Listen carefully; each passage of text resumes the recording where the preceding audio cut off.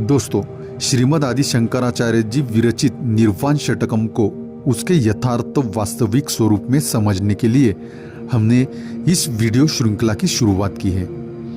इस श्रृंखला के आज तक के वीडियोस में हमने जो निर्वाण षटकम का प्रथम सूत्र है, मनोबुद्धि अहंकार चित्तानि नाहम न च श्रोत्र जिह्वे न च घ्राण नेत्रे न च व्योम भूमिर्न तेजो न वायु चिदानंद रूप शिवोहम शिवोहम।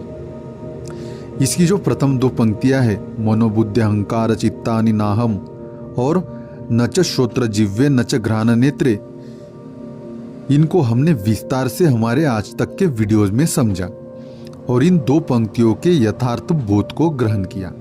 अब हम इस श्लोक की तीसरी पंक्ति जो है न च व्योम भूमिर्न तेजो न वायु के पीछे छिपे भावार्थ को समझने की ओर आगे बढ़ रहे हैं।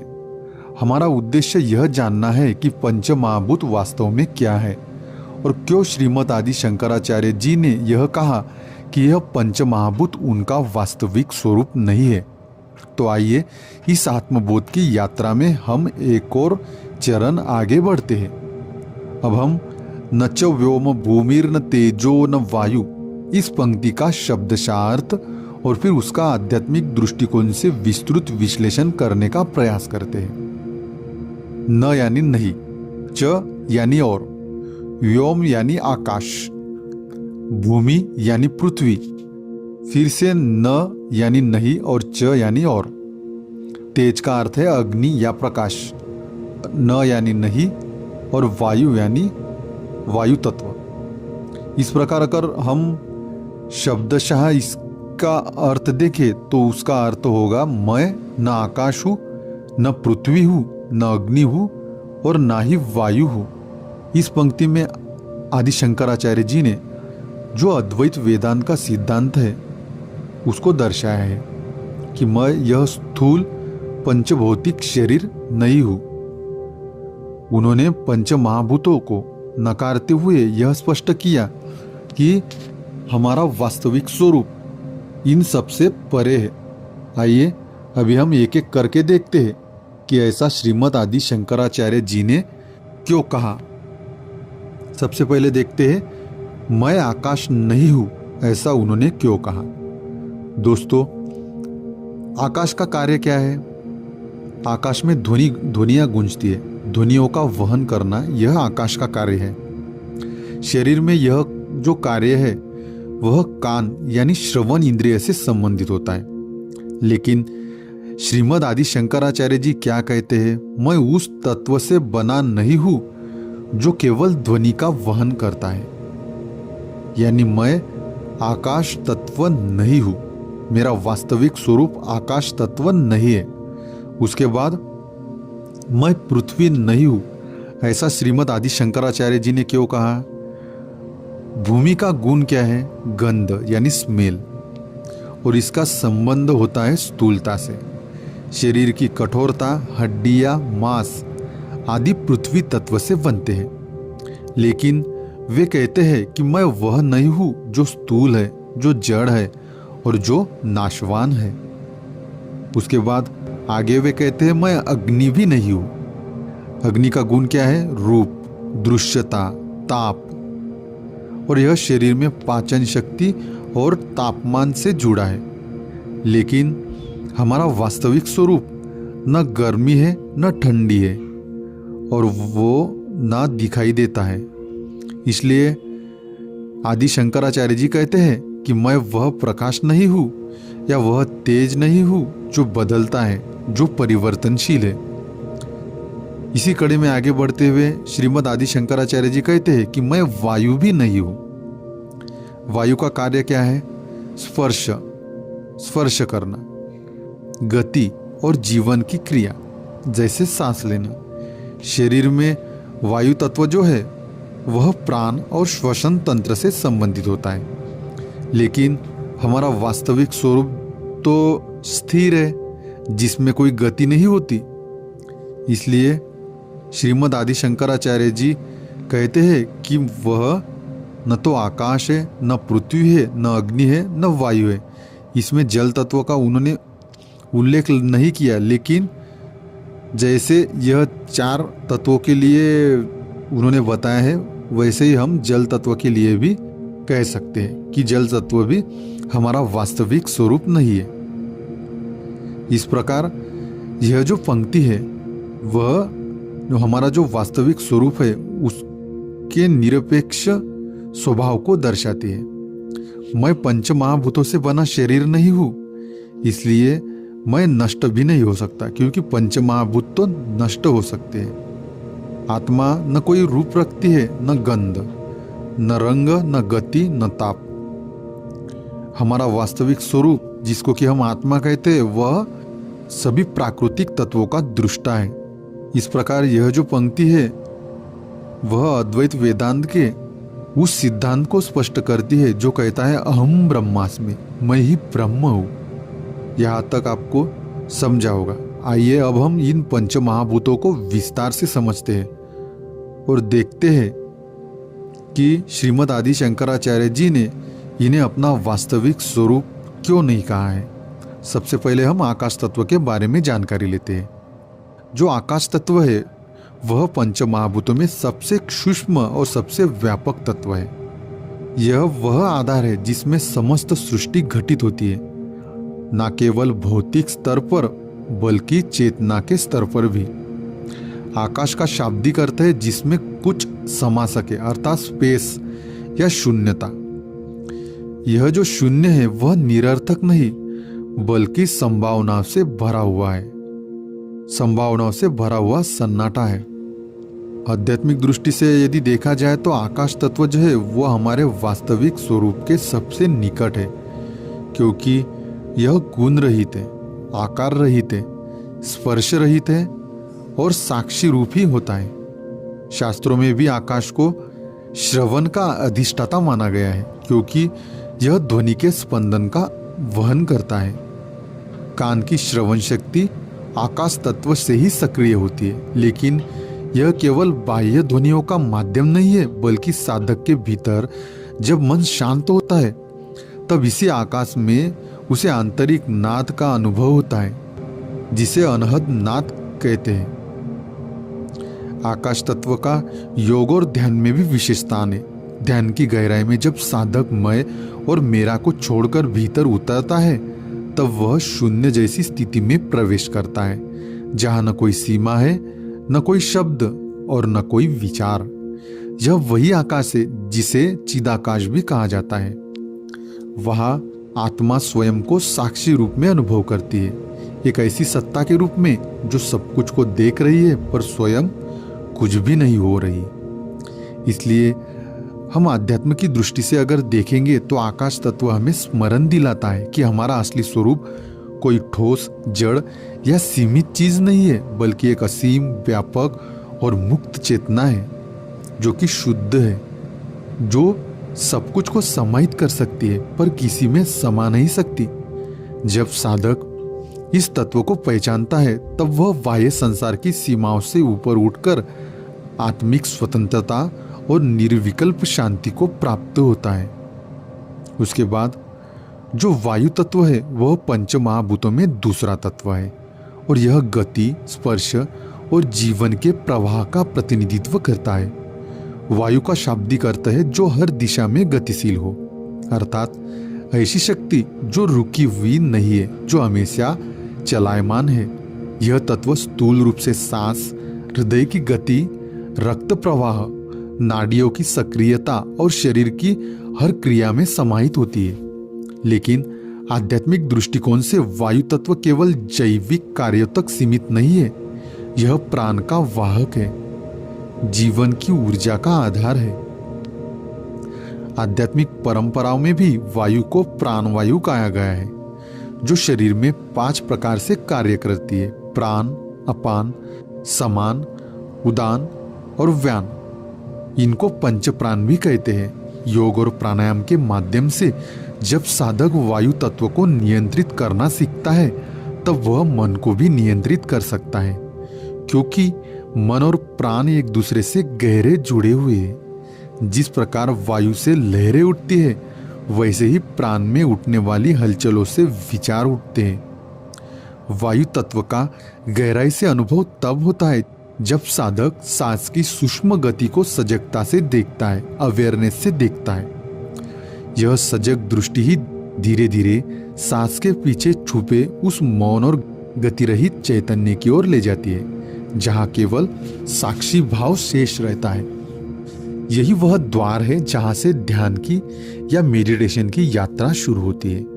वायु तत्व हमें सिखाता है कि जीवन में परिवर्तन और गति को स्वीकार करना भी आध्यात्मिकता का अंग है। जैसे वायु कभी एक स्थान पर नहीं टिकती, वैसे ही हमें भी भीतर की जड़ता, संकीर्णता और सीमितता से मुक्त होकर आगे बढ़ना होता है। लेकिन बाहरी गति नहीं, भीतर की सूक्ष्म गति जो आत्मा की ओर ले जाती है। इस प्रकार वायु तत्व केवल सांस नहीं, यह स्वयं में चैतन्य की कंपनशीलता है, जीवन की ऊर्जा है और चेतना की सक्रियता का भी यह प्रतीक है। जब यह तत्व संतुलित होता है तो साधक भीतर से हल्का, मुक्त और ऊर्जावान अनुभव करता है और यही अनुभव उसे आत्म साक्षात्कार की ओर ले जाता है। उसके बाद अग्नि या तेज तत्व पंच महाभूतों में तीसरा तत्व है, जो ऊर्जा, प्रकाश, ताप और रूपांतरण का प्रतीक है। यह वह शक्ति है जो अंधकार को प्रकाश में, जड़ता को चेतना में और अज्ञान को ज्ञान में बदल देती है। शारीरिक स्तर पर अग्नि हमारे भीतर पाचन शक्ति, शरीर की ऊष्मा और दृष्टि के माध्यम से कार्य करती है। लेकिन आध्यात्मिक दृष्टि से यदि देखा जाए तो यह तत्व आंतरिक प्रकाश और बोध की ज्वाला का प्रतीक है। तेज तत्व का गुण है रूप, अर्थात देखने की शक्ति। आंखों के माध्यम से हम संसार को देखते हैं, परंतु यह बाह्य देखना केवल आरंभ है। जब ध्यान की दृष्टि भीतर की ओर मुड़ती है, तब साधक एक अंतर्दृष्टि का अनुभव करता है और यही अंतर्दृष्टि ज्ञान की अग्नि है। इसलिए शास्त्रों में भी ज्ञान की अग्नि सभी कर्म को भस्म कर देती है, ऐसा कहा गया है। यह अग्नि कोई भौतिक अग्नि नहीं है, यह विवेक की अग्नि है जो साधक के भीतर उठती है और उसे असत्य से सत्य, अविद्या से विद्या और मृत्यु से अमरता की ओर ले जाती है, मोक्ष की ओर ले जाती है। आध्यात्मिक साधना में जब व्यक्ति अंतर्मुखी होता है तो वह अपने भीतर छुपे हुए वासना, मोह, भय, अहंकार को देखता है। इन्हें जलाने के लिए अग्नि तत्व का जागरण आवश्यक होता है। यह अग्नि तपस्या, ध्यान, आत्मनिरीक्षण और वैराग्य के माध्यम से जागृत होती है। इसे तप भी कहा जाता है, जो आत्मा को शुद्ध करने वाली अग्नि है। तेज तत्व से हमें क्या सीख मिलती है कि प्रकाश भीतर से आता है, बाहर से नहीं। जब साधक भीतर की अग्नि को पहचानता है, तब वह संसार के झूठे प्रकाश में भटकना छोड़ देता है। उसकी चेतना जागृत हो जाती है और वह आत्मा रूपी तेजस्वी सत्ता को, अपने वास्तविक स्वरूप को अनुभव करने लगता है। इस प्रकार अग्नि तत्व न केवल ऊष्मा और शक्ति का प्रतीक है, बल्कि यह आत्मज्ञान की मशाल है जो अज्ञानता के अंधकार को जलाकर सच्चे स्वरूप की ज्योति को प्रकट करता है। उसके बाद आइए हम जल तत्व के बारे में जानकारी लेते हैं। जल तत्व जो है वह पंचमहाभूत में चौथा तत्व है। जल तत्व प्रवाह, तरलता, शीतलता, संवेदनशीलता और भावनात्मकता का प्रतिनिधित्व करता है। शारीरिक स्तर पर यह तत्व हमारे शरीर में मौजूद रक्त, लसिका, मूत्र, पसीना और कोशिकीय जो तरल पदार्थ होते हैं उनका कार्य करता है। लेकिन आध्यात्मिक दृष्टि से जल तत्व बहुत अधिक गहराई से जुड़ा है हमारे हृदय, भावनाओं, समर्पण और प्रेम के क्षेत्र से। जल का गुण क्या है? स्वाद यानी रस। इंद्रियों में जीभ इसकी प्रतिनिधि है, लेकिन यह केवल स्वाद तक सीमित नहीं। जल तत्व का संबंध रसना अर्थात जीवन के हर अनुभव का रस लेना, उसका भावनात्मक रूप से अनुभव करना भी है। साधक जब आध्यात्मिक मार्ग पर आगे बढ़ता है तो उसे जीवन के प्रत्येक क्षण में छिपे हुए आनंद रस को महसूस करने की क्षमता विकसित करनी होती है और यह जो क्षमता है वह जल तत्व से आती है। जल का स्वभाव है नम्रता, प्रवाह और ग्रहणशीलता।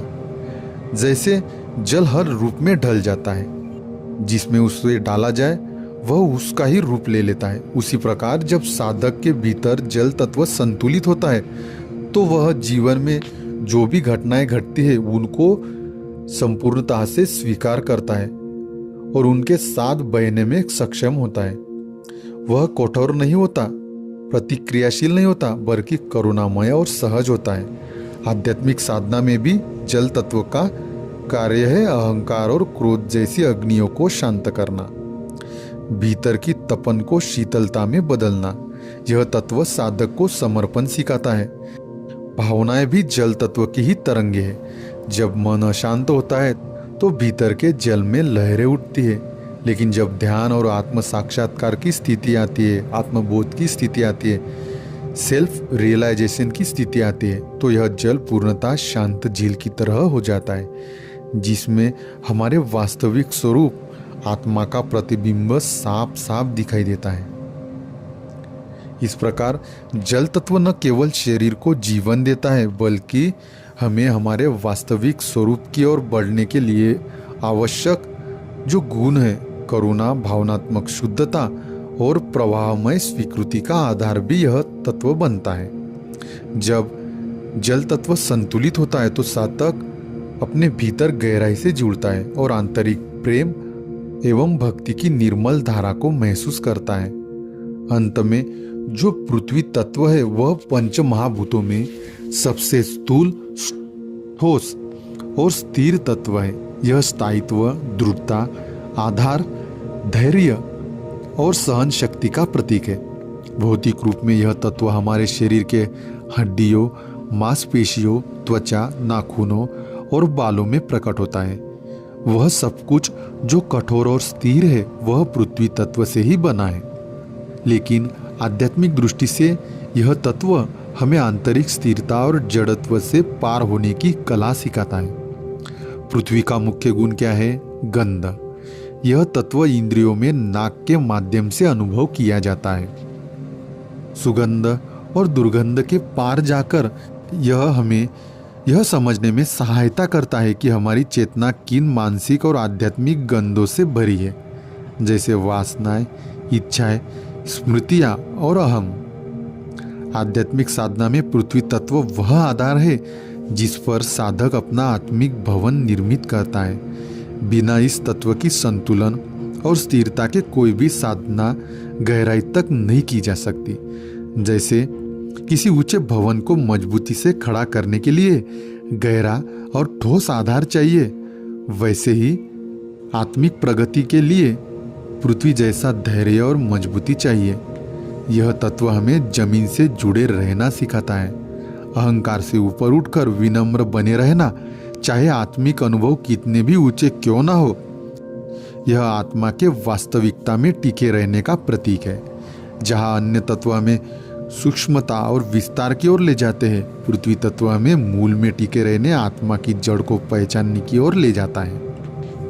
पृथ्वी तत्व यह भी सिखाता है कि जीवन में जितने भी परिवर्तन आते हैं, मानसिक, भावनात्मक या सामाजिक, उनके बीच भी अगर हमारी चेतना स्थिर रहती है तो वही साक्षी भाव प्रकट होता है। यह स्थिरता ही साधक को विक्षेपों से मुक्त करती है और ध्यान की गहराई में ले जाती है। इस प्रकार पृथ्वी तत्व केवल शरीर का आधार नहीं बल्कि साधना का मूल स्तंभ है।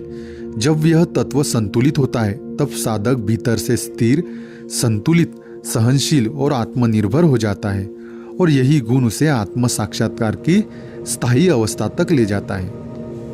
इसलिए हम इससे यह निष्कर्ष निकाल सकते हैं कि श्रीमद् आदि शंकराचार्य जी ने निर्वाण षटकम की इस पंक्ति में कहा कि मैं न आकाश हूँ, न पृथ्वी, न अग्नि, न वायु। दोस्तों, यह जो श्रीमद् आदि शंकराचार्य जी का कथन है, यह किसी तत्वज्ञान की बौद्धिक अभिव्यक्ति मात्र नहीं, बल्कि यह जीवित अनुभूति का उद्घोष है। शंकराचार्य जी ने इसे तब कहा जब उन्हें अपने वास्तविक और आत्मस्वरूप का सीधा साक्षात्कार हो चुका था। आइए अब हम इन पंच महाभूतों को और गहराई से समझते हैं और उन कारणों की समीक्षा करने की कोशिश करते हैं कि क्यों यह हमारा वास्तविक स्वरूप नहीं है। इसके पीछे सबसे पहला कारण यह है कि पंच महाभूतों का स्वभाव नश्वर है, यानी परिवर्तनशील है, बदलता है। पंच महाभूत जो है पृथ्वी, अग्नि, वायु, आकाश और जल, यह वह तत्व है जिनसे यह शरीर और संपूर्ण भौतिक जगत बना है। पंच महाभूत भूमि, जल, अग्नि, वायु और आकाश, यह वे तत्व है जिनसे यह शरीर और संपूर्ण भौतिक जगत बना है। परंतु अगर हम उनको क्लोजली एनालाइज करें तो हमें क्या समझ में आता है कि यह सभी नश्वर है, क्योंकि शरीर मरता है, मिट्टी में मिल जाता है। ये सभी परिवर्तनशील है, शरीर रोज बदलता है। ये सभी जड़ है, चेतना उनमें नहीं होती, वे स्वयं कुछ भी नहीं कर सकते। उदाहरण के लिए, जिस प्रकार एक मिट्टी का घड़ा टूटकर वापस मिट्टी बन जाता है, तो उसी प्रकार हमारा शरीर भी पंच महाभूतों से बना है और अंततः उन्हीं में विलीन हो जाता है। इस सृष्टि में जो भी जड़ हो या शरीर का तापमान जो कि तेज का प्रतिनिधित्व करता है, उसका भार जो कि भूमि का प्रतिनिधित्व करता है, श्वसन जो कि वायु का प्रतिनिधित्व करता है, रक्त जो कि जल का प्रतिनिधित्व करता है और शरीर में जो रिक्त स्थान है वह आकाश तत्व का प्रतिनिधित्व करता है। लेकिन वे सभी बदलते रहते हैं। श्रीमद आदि शंकराचार्य जी कहते हैं, जो बदलता है, जो परिवर्तनशील है, जो नष्ट होता है, वह मैं नहीं हो सकता। यह मैं से उनका तात्पर्य मिथ्या मैं या अहम से नहीं है, बल्कि हमारे वास्तविक स्वरूप से है, हमारे केंद्र से है। उसके बाद यह पंच महाभूत हमारा वास्तविक स्वरूप नहीं है। यह हम इस कारणवश भी कह सकते हैं कि हमारा वास्तविक स्वरूप जो है, जिसको कि हम आत्मा की संज्ञा देते हैं, उसका स्वभाव नित्य है, अविनाशी है और साक्षी है। यह आत्मा न तो पंच महाभूत से बनी है और न ही उनसे प्रभावित होती है। वह अविकार है, उसमें कोई विकार नहीं आता, कोई परिवर्तन नहीं आता। आत्मा साक्षी है जो सब कुछ को देखती है पर स्वयं अलग रहती है। वह नित्य और शुद्ध है, जन्म और मृत्यु के चक्र से परे है। जैसे एक पर्दे पर चलती फिल्म में बहुत कुछ होता है, आग, पानी, युद्ध, प्रेम, भूमि, पर पर्दा कभी जलता नहीं, पर्दा कभी गीला नहीं होता और दुखी भी नहीं होता। वैसे ही आत्मा जो है वह शरीर, मन, भावनाओं और पंच महाभूतों की सभी क्रियाओं की दृष्टा है, पर स्वयं वह इन सब से परे है। इस प्रकार हमारा जो वास्तविक स्वरूप है वह और पंच महाभूत दोनों अस्तित्व के दो बिल्कुल भिन्न स्तर है। पंच महाभूत पृथ्वी, जल, अग्नि, वायु और आकाश, यह सब भौतिक प्रकृति से संबंधित है। इनसे ही शरीर, इंद्रिया और समस्त दृश्य जगत बना है। इन तत्वों का स्वभाव है जड़ता, परिवर्तनशीलता, नाशवानता और सीमितता। इनका आरंभ है और इनका अंत भी निश्चित है। वही दूसरी ओर आत्मा न तो जड़ है, न नाशवान और न ही परिवर्तनशील। आत्मा वह शुद्ध चेतना है जो सबका साक्षी है, जो कभी जन्म नहीं लेती, कभी मरती नहीं और न ही किसी तत्व से बनी है। पंच महाभूत शरीर और मन के माध्यम हैं, जिनसे हम संसार को अनुभव करते हैं, परंतु हम उनका उपयोग करने वाले हैं। वे स्वयं हम नहीं है। जैसे कोई व्यक्ति वस्त्र पहनता है लेकिन वस्त्र उसका स्वरूप नहीं होते, वैसे ही आत्मा इन तत्वों से बना शरीर रूपी वस्त्र धारण करती है, पर उनका हिस्सा नहीं होती। आत्मा की कोई गंध नहीं होती, आत्मा का कोई रूप नहीं होता, कोई गति नहीं होती। यह सब पंच तत्वों के गुण हैं, आत्मा के नहीं, आपके वास्तविक स्वरूप के नहीं। दोस्तों, इस अंतर को समझना ही आत्मबोध की शुरुआत है। जब साधक यह जान लेता है कि मैं शरीर नहीं हूँ, इंद्रियां नहीं हूँ, मन नहीं हूँ, पंच महाभूत भी नहीं हूँ, तब वह अपने शुद्ध, अखंड, नित्य आत्म स्वरूप को पहचानने लगता है। आत्मा और पंच महाभूतों के बीच यही अंतर है कि एक नाशवान माध्यम है तो दूसरा उस माध्यम का साक्षी है जो स्वयं में परिपूर्ण है, शांत है और मुक्त है। जब हम मृत्यु को देखते हैं, शरीर पंच तत्वों में वापस मिल जाता है। इसका अर्थ है शरीर और उसका आधार नष्ट हो सकता है, पर जो देख रहा था वह आत्मा नष्ट नहीं होती। आध्यात्मिक मार्ग पर चलते हुए साधक जब ध्यान में उतरता है तो सबसे पहले उसका ध्यान शरीर और इंद्रियों से हटकर भीतर की ओर जाता है। इस प्रक्रिया में वह देखता है कि मैं शरीर नहीं हूँ जो पृथ्वी और जल तत्व से बना है, मैं सांस नहीं हूँ जो वायु का प्रवाह है, मैं सोच नहीं हूँ जो तेज और चेतना से संबंधित है, मैं ध्वनि और शून्यता भी नहीं हूँ जो आकाश से आती है। इसलिए श्रीमद् आदि शंकराचार्य जी कहते हैं, मैं न शरीर हूँ, न प्राण हूँ, न सप्त धातु, न पंचकोश और ना ही पंच महाभूत। जब यह सब छूट जाता है तब जो बचता है वही है चिदानंद रूप शिवोहम शिवोहम, यानी हमारा जो वास्तविक स्वरूप है वह शुद्ध चैतन्य और आनंद स्वरूप है। इसलिए अंत में हम यही कह सकते हैं कि श्रीमद् आदि शंकराचार्य जी का यह जो कथन है कि मैं पंच महाभूत नहीं हूँ, आत्म साक्षात्कार की विवेकपूर्ण घोषणा है। यह साधक को भौतिक सीमाओं से परे उसकी अविनाशी सत्ता का स्मरण कराता है। यह हमें सिखाता है कि हम शरीर, मन, भाव, क्रिया इनमें से कुछ भी नहीं है। हम शुद्ध, नित्य, निर्गुण, निराकार आत्मा है जो केवल अनुभव करती है, साक्षी बनकर सब देखती है। दोस्तों, आज के लिए इतना ही। बने रहे हमारे साथ आपके अपने YouTube चैनल बोध से संबोधि में।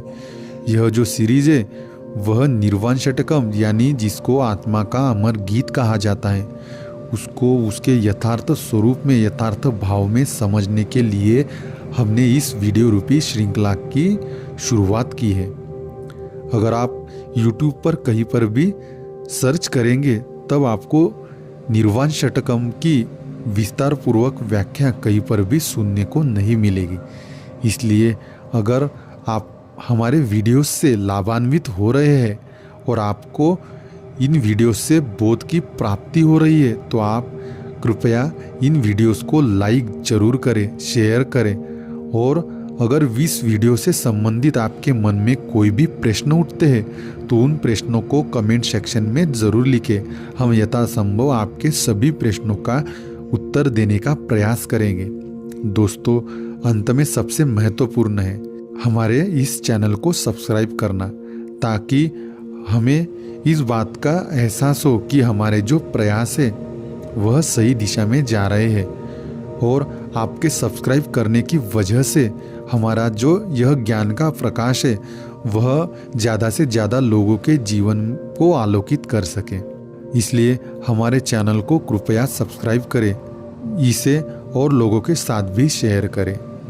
अंत में हम यही कामना करते हैं कि आप अपने जीवन में स्वस्थ, परम शांति और बोध से परिपूर्ण हो। धन्यवाद। ओम शांति शांति शांति।